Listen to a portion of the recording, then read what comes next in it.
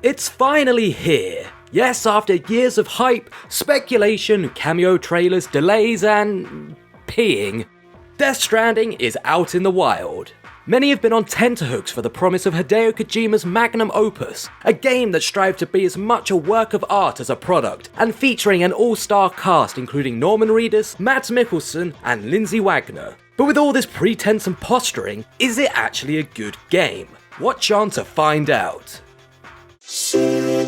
Now, I normally start these reviews with the positives, but feel like I need to start with a disclaimer this time. If you didn't enjoy the slow burn of games like Red Dead Redemption 2, Death Stranding might not be for you. The game starts with effectively 2 hours of cutscenes, during which we meet our protagonist, Sam Porter Bridges, and get our first look at the world of Death Stranding. Without diving too much into spoilers, there's been a cataclysmic event called the Death Stranding, which has disconnected the different communities of the USA. And as Sam, you've been tasked with joining these communities back together. But this is easier said than done, as you're up against fanatical groups who'd rather keep the country in anarchy, as well as invisible ghosts brought about by the Death Stranding event known as Beach Things, or BTs. It's genuinely one of the most breathtaking narratives committed to the video game genre, and the influence of directorial collaborators Nicholas Winding Refn and Guillermo del Toro is very much evident.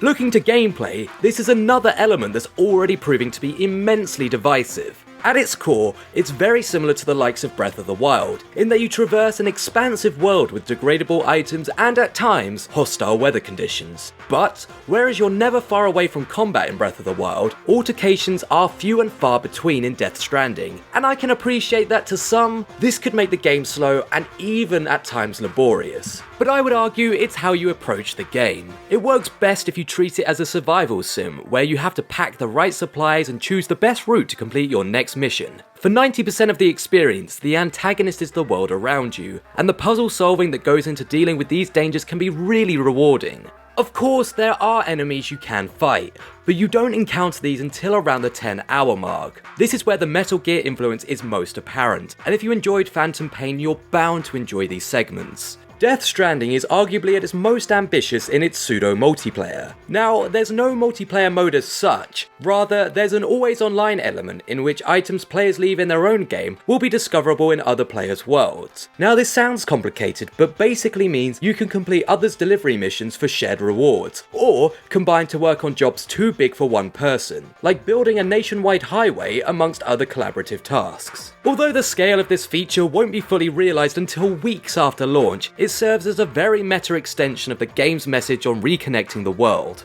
To wrap up, Death Stranding isn't going to be everyone's cup of tea, but the best works of art rarely are. The real testament to its burgeoning legacy is that it's got people talking in a way that very few games do. It's impossible to have a true opinion on it until you've experienced it firsthand, and if you have, please let me know what you thought in the comments below. CeX.